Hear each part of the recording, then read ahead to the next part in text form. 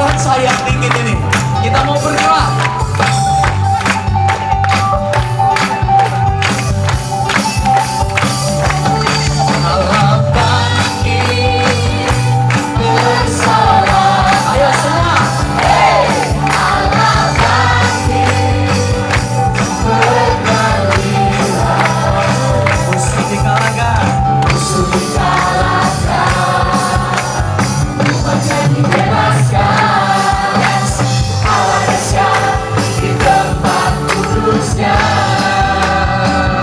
Serahkanlah Tuhan kekuatanmu.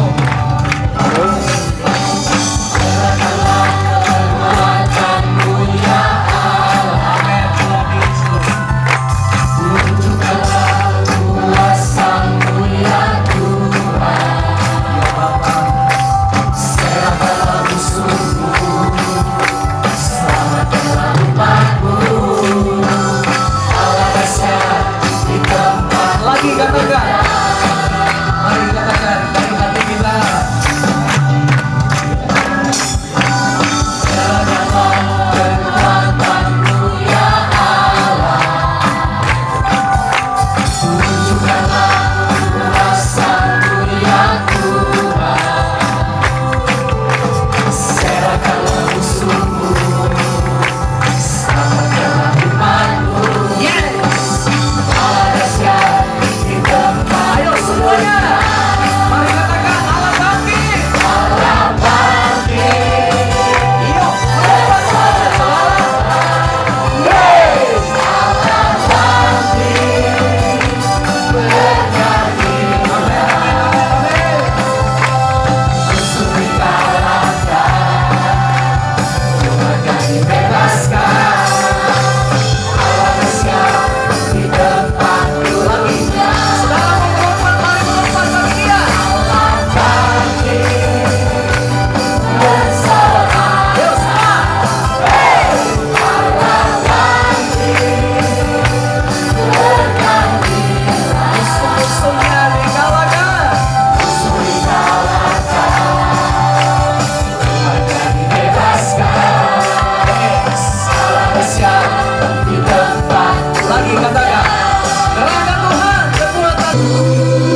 Mari angkat tangan saudara, sembah Tuhan. Kuduslah Tuhan, Ku sanjung Kau mulia, mulia bagimu Tuhan.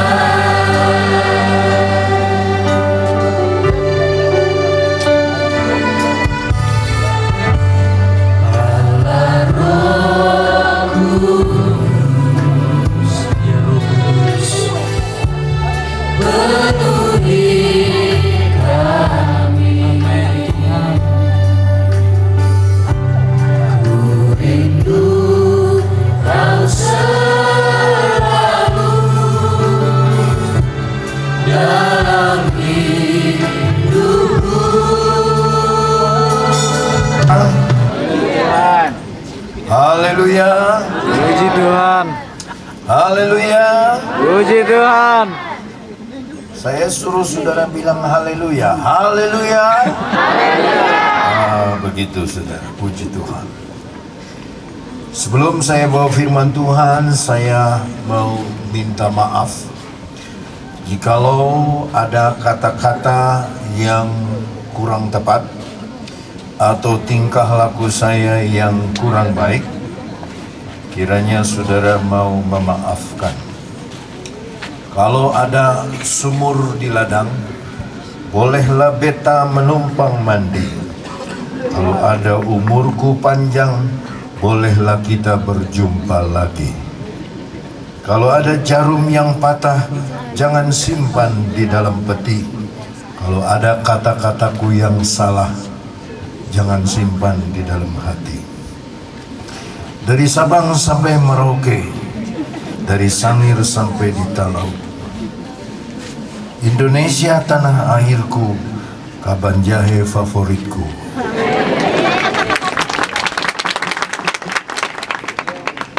Kalau saya ada di sini, saya selalu senang melihat saudara-saudara orang Tapanuli. Ya, saya banyak lagu-lagu dari Tapanuli. Ya, saya suka menyanyi itu Marlojong dan sebagainya. Pernahkah saudara dengar lagu Bangun Tidurku Terus Mandi dalam bahasa Tapanuli? Belum pernah ya? Bunyinya begini, bangun tidur si terus mandi, si matupang menggosok gigi, pasar ibu menolong ibu, membersihkan napi tupulu. Tetapi pada malam hari ini kita akan mendengar firman Tuhan mengenai kelimpahan. Mengenai apa saudara? Kelimpahan. Saudara tidak bisa baca Alkitab, saya akan baca cerita bagaimana Elia berperang, bertempur dengan 450 nabi Baal dan 400 nabi hutan. Di dalam 1 Raja-Raja Fatsal 18, dia berteriak kepada umat Israel, berapa lama lagi engkau berjalan timpang di dalam mengiring kepada Tuhan? Banyak anak-anak Tuhan sekarang, dia Kristen, dia Pentakosta, tetapi perjalanannya timpang di hadapan Tuhan. Dia Kristen, dia percaya kepada Yesus, tetapi dia juga menyembah berhala. Dia Kristen, dia percaya kepada Yesus, tetapi dia juga, saudara-saudaraku, menyembah dewa-dewa. Yesus yang kita sembah adalah hanya Yesus yang kita harus sembah. Jangan saudara menyembah Yesus plus, Yesus tambah ini, Yesus tambah itu, Yesus tambah ini, Yesus tambah itu. Tuhan yang kita sembah adalah Allah yang cemburuan adanya. Dia tidak suka melihat umatnya membagi perhatiannya kepada yang lain selain kepada dia. Malam hari ini saudara harus mempunyai kasih yang bulat dan penuh hanya untuk Tuhan Yesus saja. Beri tepuk tangan untuk dia. Hanya untuk Tuhan Yesus saja. Ada amin saudara? Saya akan bacakan mulai ketika Elia, saudara-saudara, berkata kepada Nabi Baal. 1 Raja 18 ayat 25. Kemudian Elia berkata kepada nabi-nabi Baal itu, pilihlah seekor lembu dan olah itu dahulu karena kamu banyak. Sesudah itu panggil nama Allah-Allahmu, tetapi kamu tidak boleh menaruh api. Mereka mengambil lembu yang diberikan kepada mereka, mengolahnya dan memanggil nama Baal dari pagi sampai tengah hari. Katanya, ya Baal, jawablah kami. Tetapi tidak ada suara, tidak ada yang menjawab. Sementara itu mereka berjingkat-jingkat di sekeliling mezbah yang dibuat mereka itu. Pada waktu tengah hari, Elia mulai mengejek mereka. Katanya, panggillah lebih keras. Bukankah dia Allah? Mungkin ia merenung, mungkin ada urusannya, mungkin ia bepergian, barangkali ia tidur dan belum terjaga. Perhatikan saudara kata-kata yang dikatakan oleh Elia kepada nabi-nabi Baal. Karena nabi-nabi Baal ini berkata, ya Baal, jawablah kami. Tetapi tidak ada suara, tidak ada yang menjawab. Sementara itu mereka berjingkat-jingkat di sekeliling mezbah yang dibuat mereka itu. 450 nabi Baal dan 400 nabi hutan-hutan mulai berteriak-teriak dengan segenap suaranya, ya Baal, jawablah kami. Lalu diejek saudara oleh Elia. Pada waktu tengah hari, bayangkan dari pagi sampai tengah hari, Elia mulai mengejek mereka. Katanya, panggillah lebih keras. Bukankah dia Allah kecil ilahmu? Ya, panggillah lebih keras. Kita melihat dua perbedaan. yaitu Allah Israel yang sungguh dan Baal, ilah dari orang-orang yang percaya kepada Baal. Panggillah lebih keras. Puji Tuhan Allah kita, Allah Israel, di dalam nama Yesus kita tidak usah memanggil keras-keras. Ya, kita hanya berdoa saja, Dia hadir di tengah-tengah kita. Amin, saudara. 2-3 orang berkumpul karena namaku, kata Yesus, Dia ada. Jadi ketika Elia mengejek, panggil lebih keras. Dia membandingkan dengan Allah yang benar. Allah kita, saudaraku, Allah yang benar. Tidak usah kita keras-keras. Satu kali ada pendeta naik pesawat, saudara-saudara. Ketika dia naik pesawat, dia duduk di sebelah seorang haji. Kemudian dia berkenalan dengan haji itu. Sesama penumpang, dia naik pesawat menuju Jakarta. Ya, kira-kira 20 menit lagi mau sampai di Jakarta. Mereka harus lewat awan yang gelap dan ada halilintar. Pendeta itu berkata, ya, karena mungkin takut, dia berkata, haleluya. Haji itu mengejek, dia bilang, itu tadi halilintar, Pak, bukan haleluya. Pendeta ini diam. Turunlah mereka dari pesawat, mau naik Damri menuju ke kota. Haji, Pak Haji silakan naik dulu. Pak Haji naik dan dia bilang, Bismillah. Pendeta bilang, ini bis kota, Pak, bukan Bismillah. Ada perbedaan antara Tuhannya dari Baal sama Allah Israel. Panggil lebih keras. Bukankah Dia ilahmu? Panggil lebih keras. Yang kedua dikatakan, saudara-saudaraku, mungkin ia merenung, mungkin dia melamun. Oh, saudaraku, Allah Israel di dalam Tuhan Yesus Kristus tidak pernah melamun, tidak pernah merenung. Dia memikirkan saudara dan saya. Dia mengasihi saudara dan saya. Dia sibuk berdoa untuk gerejanya. Dia tidak pernah melamun, tidak ada pekerjaan. Tetapi Elia berkata, panggil, mungkin ilahmu itu sedang merenung. Dikatakan lebih jauh oleh Elia, katanya, mungkin ada urusannya.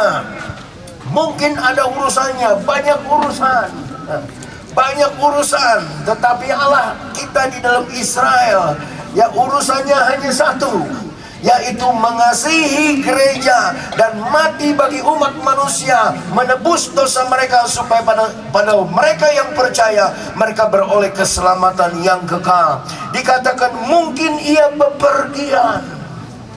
Allah kita di dalam Tuhan Yesus tidak pernah bepergian. Aku ada yang aku ada. Dia ada di sana, Dia ada di sini. Dia disebut Maha Hadir. Kalau Dia Maha Hadir, malam ini juga Dia ada di tengah-tengah saudara dan saya. Beri tepuk tangan untuk Tuhan. Dia hadir untuk memberkati kepada kita. Dikatakan lagi, barangkali ia tidur. Tuhan yang kita sembah di dalam Yesus, dikatakan Ia tidak pernah tidur. Dia tidak pernah tidur. Di sorga tidak ada malam. Kalau tidak ada malam, tidak ada tidur. Tadi saya lihat banyak jemaat bawa baju hangat karena dingin sekali. Ya, ada yang bawa baju berlapis-lapis. Mungkin lain kali kita mesti bawa kasur sekalian, ya, supaya agak hangat sedikit. Siapa tahu kita kebaktian sampai subuh, kita diberkati oleh Tuhan. Ya, di dalam Tuhan, saudara-saudaraku, ada kebenaran-kebenaran yang kuat. Dia tidak pernah tidur dan belum terjaga. Dikatakan oleh firman Allah, Allah kita menjaga umatnya. Dia menjaga umatnya. Tuhan yang kita sembah di dalam Kristus Yesus adalah Tuhan yang heran. Maka mereka memanggil lebih keras serta menoreh-noreh dirinya dengan pedang dan tombak seperti kebiasaan mereka, sehingga darah bercucuran dari tubuh mereka. Sesudah lewat tengah hari, mereka kerasukan sampai waktu mempersembahkan korban petang, tetapi tidak ada suara, tidak ada yang menjawab. Tidak ada tanda perhatian. Sampai sore menoreh-noreh badan dengan pisau, menyakiti diri dengan pisau, tetapi tidak ada suara. Tidak ada suara. Di dalam kemeriahan seperti malam hari ini, dengar saudara-saudaraku, begitu banyak suara di dalam dunia, begitu banyak suara ketakutan, begitu banyak suara yang mengerikan, ya, suara kebencian, suara peperangan, suara ketakutan, suara kengerian, suara kebimbangan. Hanya satu suara yang saudara harus dengar, yaitu suara dari firman Allah, suara dari sabda Tuhan. Tetapi Baal ini meminta apapun juga, tidak ada suara, tidak ada jawaban, tidak ada tanda perhatian. Ayatnya yang ke-30, kata Elia kepada seluruh rakyat itu, datanglah dekat kepadaku. Maka mendekatlah seluruh rakyat itu kepadanya. Lalu ia memperbaiki mezbah Tuhan yang telah diruntuhkan itu. Ini yang dilakukan Elia. Sekarang bagianmu sudah berjam-jam tidak ada jawaban. Sekarang bagianku. Dia tidak langsung berseru kepada Tuhan, tetapi Elia memperbaiki mezbah Tuhan yang telah diruntuhkan. Kata mezbah di dalam firman Allah selalu bicara dari doa. Banyak mezbah orang Kristen diruntuhkan. Mereka sudah tidak berdoa lagi. Mereka tidak sembahyang lagi. Banyak juga pendeta-pendeta sudah tidak berdoa lagi. Saya bersyukur kepada Tuhan, saya punya jemaat, saudaraku. Kalau saya undang acara Bedstone setiap Sabtu, yang datang 150 sampai 160 orang, dari tua sampai muda, berdoa. Hari Jumat tadi malam, saudaraku, ada doa malam di Cianjur, dan mereka berdoa semalam-malaman untuk pelayanan saya, untuk pekerjaan Tuhan. Tetapi sangat disayangkan, ada orang meruntuhkan mezbah doa ini. Dia tidak ada lagi doa di dalam hatinya. Dia cuma berdoa hanya pro forma saja. Tidak ada lagi dari hati berdoa kepada Tuhan. Saudara, ada satu orang dari Timur dibawa oleh seorang tentara. Dia dibawa ke Sulawesi Utara dan ditaruh di Lamongan, ditaruh pada pendeta Tiko Alu. Dan pengerja ini, saudaraku, buta huruf. Dia tidak bisa baca. Baru ketahuan beberapa waktu bahwa dia tidak bisa baca. Lalu dia datang sama gembala, "Bapak pendeta, bagaimana saya ingin bisa baca?" Satu pemuda, saudara. Gembala berkata, "Kamu belajar membaca sama teman-teman." Besoknya, saudaraku, pada siang hari dia sudah datang sama pendeta. "Saya sudah bisa baca, Om, sudah bisa baca." "Coba baca itu kalender." Dia tunjuk kalender. "Coba itu kalender baca." Dia berkata, "Pancasila, satu, ketuhanan yang Maha Esa." Padahal dia hafalkan Pancasila, saudaraku, diajar sama pengerja lain. Jadi semua yang tergantung dia baca Pancasila. Dia belum bisa baca. Akhirnya ditanya lagi, "Bapak, bagaimana saya bisa baca?" Ini pendeta memang kadang-kadang bicara asal bicara, tetapi sering ada urapan juga. Dia bilang, "Puasa 1 minggu dan kamu jangan buka sebelum kamu bisa membaca." Dia puasa, saudara, 1 hari, 2 hari, 3 hari. Sudah kamu bisa baca? Belum. Puasa terus 4 hari, 5 hari, 6 hari, 7 hari. Keluar, dia bercahaya wajahnya. Dia bilang, "Saya bisa baca, Om, sekarang." Di gereja, di meja makan, dia buka kitab Esther, baca. Dia baca Esther, dia baca terus, dia baca. Kaget ini gembala. "Siapa yang melatih kamu baca?" Dia bilang, saya tidak tahu, tapi orangnya putih. Orangnya putih, pakai jubah putih, wajah bercahaya. Dia katakan, dia bilang, kamu bisa baca sekarang. Siapa itu katanya? Itulah Roh Kudus. Saudara-saudara, seringkali tidak ada lagi mezbah Tuhan. Oh, orang-orang Kristen tidak lagi berdoa. Orang-orang Kristen lebih senang nonton televisi daripada berdoa. Dia lebih senang belanja daripada berdoa. Dia lebih senang sibuk dengan kehidupan sehari-hari daripada sibuk urusan-urusan yang akan datang yang penuh dengan kekekalan. Dia sibuk dengan perkara-perkara jasmani, tapi dia tidak ada waktu untuk Tuhan. Dia tidak ada waktu untuk berdoa untuk Tuhan. Dia tidak mau menyendiri untuk Tuhan. Repot dengan segala makan, minum, kawin dan mengawinkan, tapi tidak ada waktu untuk doa. Malam hari ini, mari kita perbaiki mezbah. Mau saudara-saudara? Perbaiki mezbah doa saudara. Yang tidak pernah berdoa, pulang dari sini berdoa. Berdoa kepada Tuhan. Karena Tuhan yang kita sembah adalah Tuhan dari doa. Dan Tuhan dari doa adalah Tuhan yang menjawab hanya doa. Dia tidak tertarik dengan kepandaian kita. Dia tidak tertarik dengan talenta kita. Dia tidak tertarik dengan apa yang kita miliki. Dia tertarik kalau kita melipatkan lutut. Dia tidak bisa bekerja tanpa ada satu vessel, tanpa ada satu alat yang dia bisa pakai. Dan alat yang dia bisa pakai, dia hanya temui di dalam mezbah doa. Itu sebabnya Elia tahu, dia perbaiki mezbah doa. Ada satu hamba Tuhan, sekarang dia almarhum. Dia dari Tapanuli, Bapak Pendeta Muller Sianturi.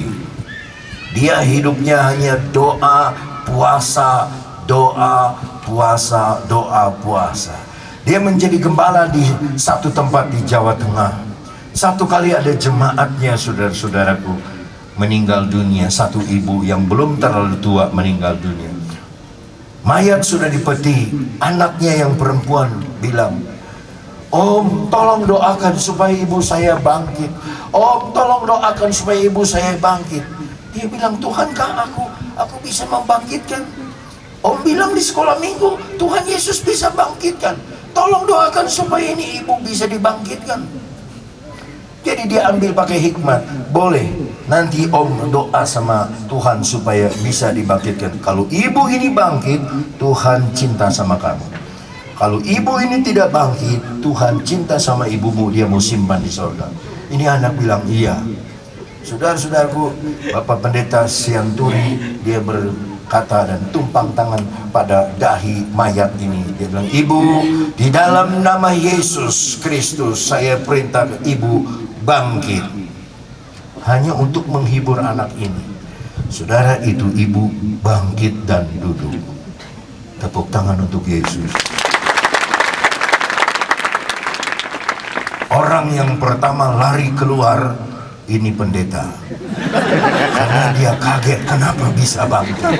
Tapi ini pernah terjadi. Orang yang rajin berdoa, orang yang tahu puasa, dia punya kuasa. Ada haleluya saudara. Jangan saudara mimpi ada kuasa kalau saudara tidak berdoa, kalau saudara tidak berpuasa. Jangan saudara mimpi ada berkat Tuhan. Maka pintar dan pandai sekali ini Elia. Dia perbaiki mezbah. Dia perbaiki mezbah. Satu ex murid Cianjur, dia bekerja di daerah Mamuju, Sulawesi Selatan. Dia punya tetangga orang Madura dan orang-orang Bugis Muslim.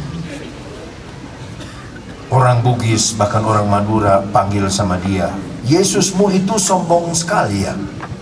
Maksud Bapak apa? Dan masa dia bilang aku ini jalan kebenaran dan hidup, tidak ada seorang pun sampai kepada Bapa hanya melalui Yesus. Sombong kali Yesus. Oh ya, Bapak belum ngerti. Mereka ada persahabatan baik. Satu kali anak gadis dari ini, bapak umur 12 tahun meninggal. Dalam jangka sebelum 24 jam harus dibawa ke kuburan. Murid saya ini namanya Yakub Lesnusa. Dia menangis, dia minta izin. Karena dia sayang ini anak. Boleh nggak saya doa buat anak ini? Berdoa saja. Ya karena sudah jadi mayat, keluarga dibilang, ya silakan berdoa. Ketika didoakan saudara-saudaraku, anak ini bangkit hidup kembali. Dan setelah dia hidup kembali, itu orang Bugis dan orang Madura terima Tuhan Yesus. Dan dia bilang, oh pergi ke Jawa, cari uang untuk bangun gereja, biar kami yang bangun. Beri kemuliaan untuk Tuhan, saudara. Sekarang sudah jarang orang mati bangkit. Yang banyak orang yang hidup mati banyak, saudara. Ada perbedaan antara dulu dengan sekarang. Dulu pendeta-pendeta meninggal karena menderita kurang makan. Sekarang pendeta-pendeta Pantai Kosta meninggal karena kebanyakan makan. Karena terlalu banyak makan. Mari pada malam hari ini perbaiki mezbah. Saudara mau perbaiki mezbah? Amin. Yang kedua, setelah dia perbaiki mezbah, saudara-saudaraku, Elia mengambil 12 batu menurut jumlah suku keturunan Yakub. Kepada Yakub ini telah datang firman Tuhan, engkau akan bernama Israel. Dia mengambil 12 batu. Menurut jumlah suku Israel ada 12. Tetapi angka 12 adalah angka pemerintahan ilahi. Yesus pernah berkata, bukankah satu hari 12 jam? Murid Yesus ada 12. Kalender kita ada 12 bulan. Satu hari ada 12 jam. Suku Israel ada 12. Di dalam perut kita ada usus 12 jari. Kalau saudara berdiri jinjit, lalu angkat tangan saudara ke atas, dari atas sampai bawah 12 jengkal saudara. 12, 12, 12 itu juga angka dari kerajaan sorga. Ada 12 pintu, ada 12 gerbang yang bawahnya mutiara. Ada 12, ada 12, ada 12, ada 12, ada 12. Di mana-mana ada 12, ada 12 mata-mata Israel masuk di tanah perjanjian. Pemerintahan ilahi harus dikembalikan. Siapa yang memerintah di dalam keluarga saudara? Keakuankah? Apakah Tuhan yang memerintah? Yesus berkata kepada Petrus, pada waktu kamu muda, kamu mengikat pinggangmu dan kamu yang sendiri berjalan kemana yang engkau mau. Tetapi pada waktu engkau sudah tua, engkau akan mengulurkan tanganmu dan orang lain akan membawa kamu ke tempat yang engkau tidak suka. Kalau kita orang Kristen yang muda, orang Kristen yang masih memakai kemauan kita yang ikat pinggang, kita pergi kemana kita mau. Tuhan suruh Yunus pergi ke Niniwe ke utara, dia malah pergi ke Yafo ke selatan. Orang yang masih muda secara rohani, dia tidak memperdulikan perintah Tuhan. Tetapi ada masanya kita harus menjadi tua, harus menjadi dewasa. Ketika kita tidak tahu kemana kita pergi, kita mengulurkan tangan kepada Roh Kudus, sang orang lain itu. Dan Roh Kudus akan membawa kita ke tempat yang kita tidak mau, tetapi dia suruh kita ke sana. Pemerintahan ilahi harus dikembalikan di dalam gereja. Pemerintahan ilahi, pemerintahan Tuhan harus kembali. Apa bukti seorang istri dia cinta kepada suami? Buktinya dia tunduk sama suami. Itu bukti dia cinta kepada Tuhan. Apa bukti seorang suami mencintai istrinya, mencintai Tuhan? Buktinya dia harus mencintai istrinya. Ketika dia mencintai istrinya, dia mencintai Tuhan. Apa bukti seorang pemuda mengasihi Tuhan? Dia taat kepada orang tua, dia hormat kepada orang tua.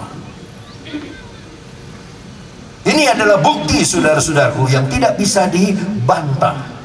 Saudara boleh nyanyi, saudara boleh bergereja, saudara boleh menjadi orang Kristen, tapi kalau di rumah tangga saudara yang memerintah bukan lagi Tuhan, tetapi keakuan, kemauan kita, ya, maka saudara-saudaraku tidak akan mengalami berkat Tuhan, tidak akan mengalami kelimpahan.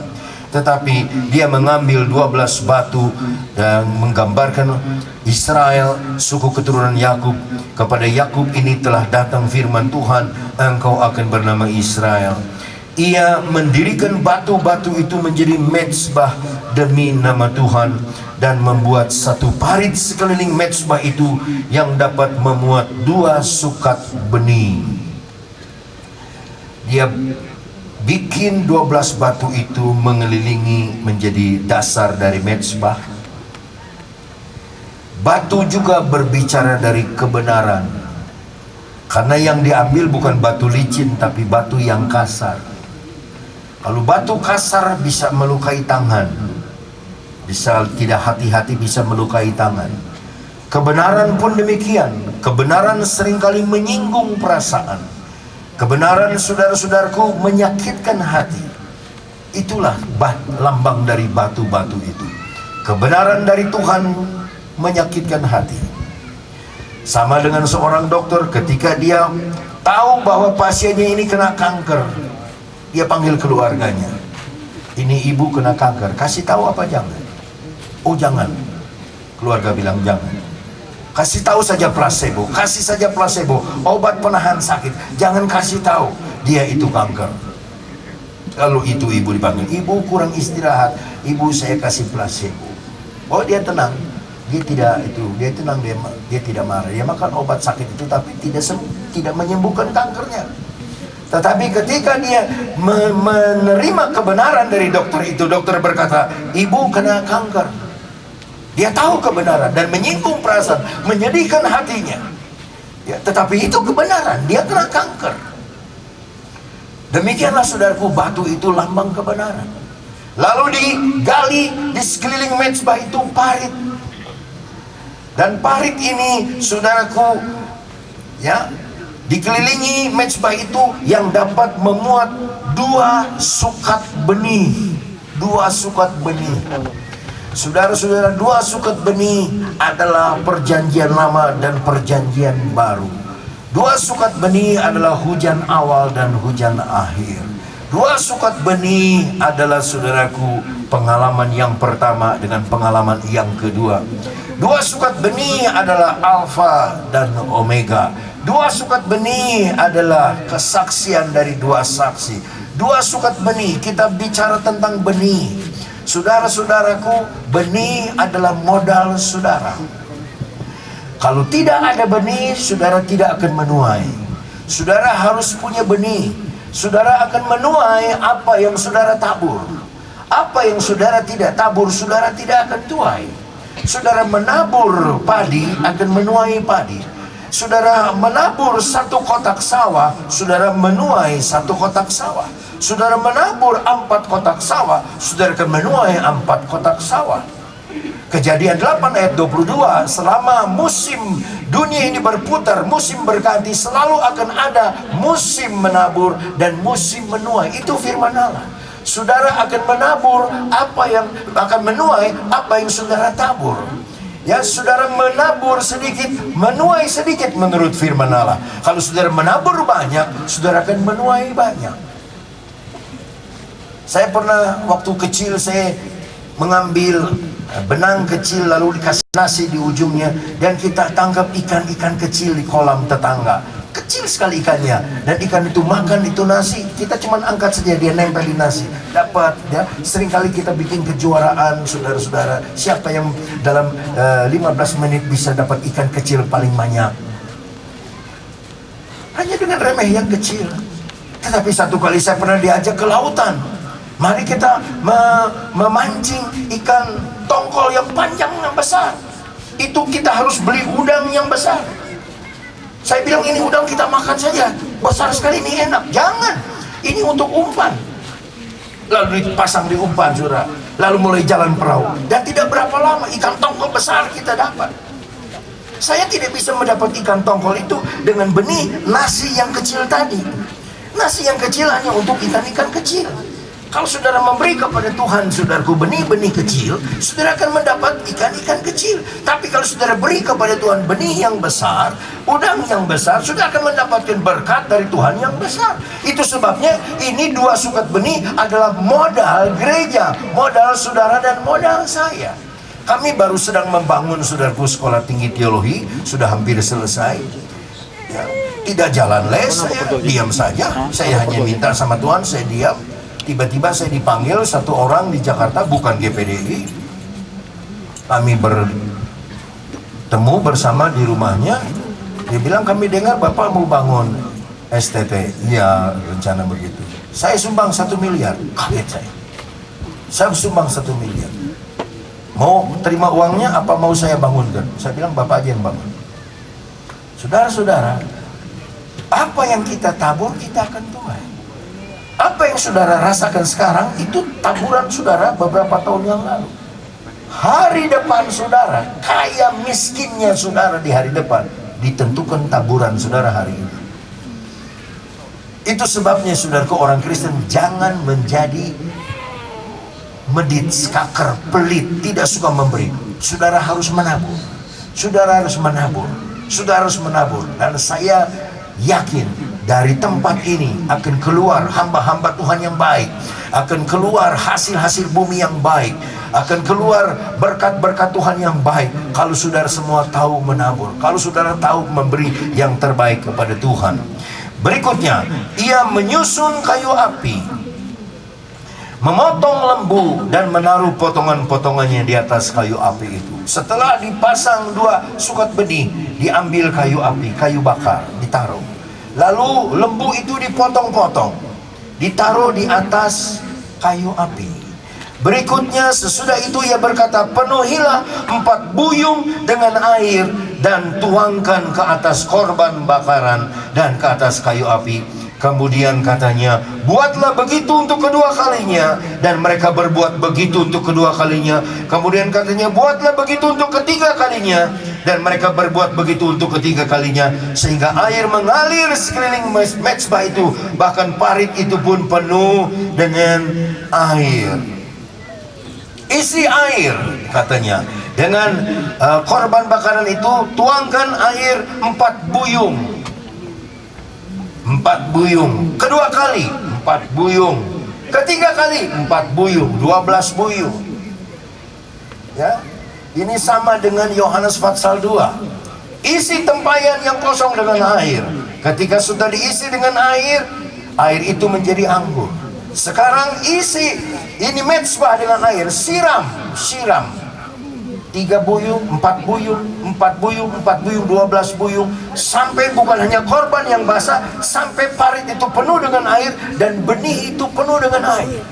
Saudara-saudara, kita harus disiram dengan air firman Allah. Tidak cukup hanya 1 kali, harus berkali-kali, sehingga persembahan kita adalah beralaskan firman Allah, sehingga doa kita beralaskan firman Allah, sehingga itu parit, ya benih kita itu beralaskan firman Allah, dan segala sesuatu yang beralaskan firman Allah akan mendapat jawaban sesuai dengan firman Allah. Apa yang kita kerjakan berdasarkan sabda Tuhan akan kita tuai berdasarkan firman Allah. Ketika semua setelah selesai, ia berkata, kemudian pada waktu mempersembahkan korban, tampil Nabi Elia dan berkata, ya Tuhan Allah Abraham, Ishak dan Israel, pada hari ini biarlah diketahui orang bahwa Engkau Allah di tengah Israel, dan bahwa aku ini hambamu, dan bahwa atas firman-Mu lah aku melakukan segala perkara ini. Jawablah aku ya Tuhan, jawablah aku, supaya bangsa ini mengetahui bahwa Engkaulah Allah ya Tuhan, dan Engkaulah yang membuat hati mereka tobat kembali. Saya baca kurang dari 1 menit. Lalu turunlah api Tuhan menyambar habis korban bakaran, kayu api, batu dan tanah, bahkan air yang dalam parit itu habis dijilatnya. Ketika seluruh rakyat melihat kejadian itu, sujudlah mereka serta berkata, Tuhan dialah Allah, Tuhan dialah Allah. Beri tepuk tangan untuk Tuhan kita, saudara. Tuhan dialah Allah, Tuhan dialah Allah. Yahweh dialah Elohim, Yahweh dialah Elohim. Apa yang saya ingin katakan, saudaraku, doanya tidak sampai 1 menit, tetapi kenapa api bisa turun? Karena mezbah sudah diperbaiki. Karena ada parit dia sudah buat. Karena batu-batu kebenaran dia sudah taruh.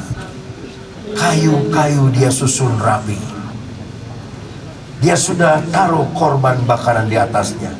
Dia sudah siram dengan air firman Allah. Apa yang jadi? Turunlah Roh Kudus. Roh Kudus, saudara-saudaraku, hanya turun jikalau saudara punya mezbah sudah diperbaiki. Kalau belum diperbaiki, saudara bisa seperti Nabi Baal, berteriak-teriak, meloncat-loncat, menore-nore badan, tapi api tidak turun. Tetapi kalau saudara mau berjanji mulai malam hari ini, saudara akan memperbaiki mezbah saudara, doa saudara akan tingkatkan, maka api Roh Kudus itu akan turun. Tetapi bukan itu yang akan saya khotbah. Saya belum khotbah, saya baru bercerita tentang Elia. Berikutnya ini di dalam ayatnya yang ke-40, kata Elia kepada mereka, tangkaplah nabi-nabi Baal itu, seorang pun dari mereka tidak boleh luput. Setelah ditangkap, Elia membawa mereka ke sungai Kison dan menyembelih mereka di sana. Jangan kasih hati kepada pelajaran sesat. Jangan kasih hati, jangan beri tempat kepada pelajaran yang salah. Jangan kasih hati, jangan beri tempat kepada pelajaran yang keliru. Ya, baru-baru ini di Bandung sudah berkali-kali orang yang sama ditangkap oleh polisi. Dia mempunyai pengikut 400 orang. Dan dia bawa itu dari seluruh Indonesia, sampai dari Nusa Tenggara Timur, dari Ambon, dari mana datang. Mereka sudah jual tanah mereka. Mereka datang di Bandung dan mereka bersekutu setiap hari. Ya, mereka percaya bahwa mereka akan diraihkan ke tempat yang dijanjikan oleh Tuhan. Pendeta ini, saudara-saudaraku, istrinya 3. Dan dia berkata, tidak boleh memakai air lebih dari 2 gayung 1 hari. Semua pengikutnya harus memakai baju hitam-hitam. Mereka memakai Alkitab yang sama, mereka memakai nama Yesus yang sama. Kita akan diraihkan, kita akan diraihkan. Dan betul, saudara, mereka ternyata diangkat ke kantor polisi. Mereka dibawa ke satu gereja Bethel Tabernakel. Kebetulan satu pendetanya saya punya saudara misan, jadi mereka cerita. Ada satu perempuan menjadi nabi, dia menari-nari, ya, ditangkap oleh ini pendeta. Baunya luar biasa, karena hanya 2 gayung 1 hari boleh pakai air. Baru ketahuan wanita ini sedang hamil. Karena sedang hamil ditanya, suamimu mana? Dia bilang, semua laki-laki dalam rombongan ini suami saya. Betapa jahatnya pelajaran sesat, betapa kejinya, betapa menyesatkannya. Salah satu korbannya adalah keluarga saya sendiri. Namanya Evi, umur baru 25 tahun. Pendetanya yang sesat berkata, engkau akan melahirkan anak tanpa pertolongan dokter. Dokter tidak akan menjamah engkau akan melahirkan anak tanpa pertolongan. Dan dia anggap itu perkataan Nabi, dia percaya. Ibu saya sudah bilang, jangan, kamu biasa saja lahir pakai pertolongan dokter atau bidan. Tidak. Ketika dia mau melahirkan, dibawa ke rumah sakit. Dan saudara-saudaraku, dokter mau pegang, jangan pegang saya. Suster mau pegang, jangan pegang saya. Loh, kalau mau tidak boleh dipegang, kenapa mau ke sini? Bawa pulang. Akhirnya dia panggil dukun beranak. Saudaraku, apa yang terjadi? Anak lahir, anak hidup, dia meninggal. Korban dari pelajaran sesat. Jangan kasih hati, Jangan kasihan, jangan percaya segala macam. Yesus sudah bilang, jangan percaya kalau ada yang berkata, lihat dia ada di sini, lihat dia ada di sana. Jangan percaya kalau ada yang bilang ada penampakan di tembok, ada Yesus. Jangan percaya. Jangan seperti di Meksiko.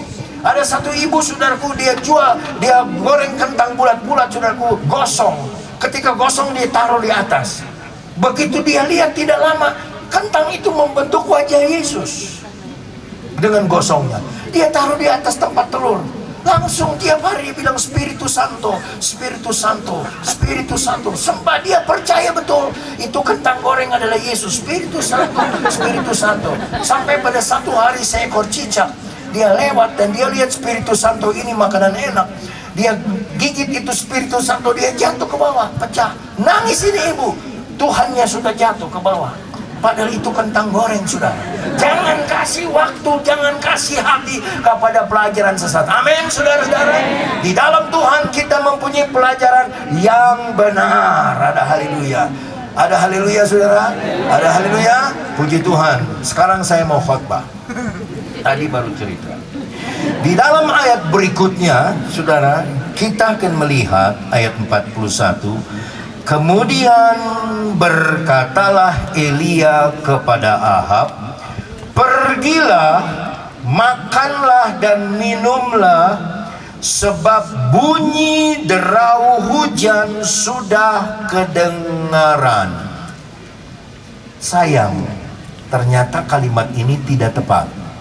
Dalam bahasa Inggris, then Elijah said to Ahab, go up, eat and drink, for there is the sound of abundance of rain.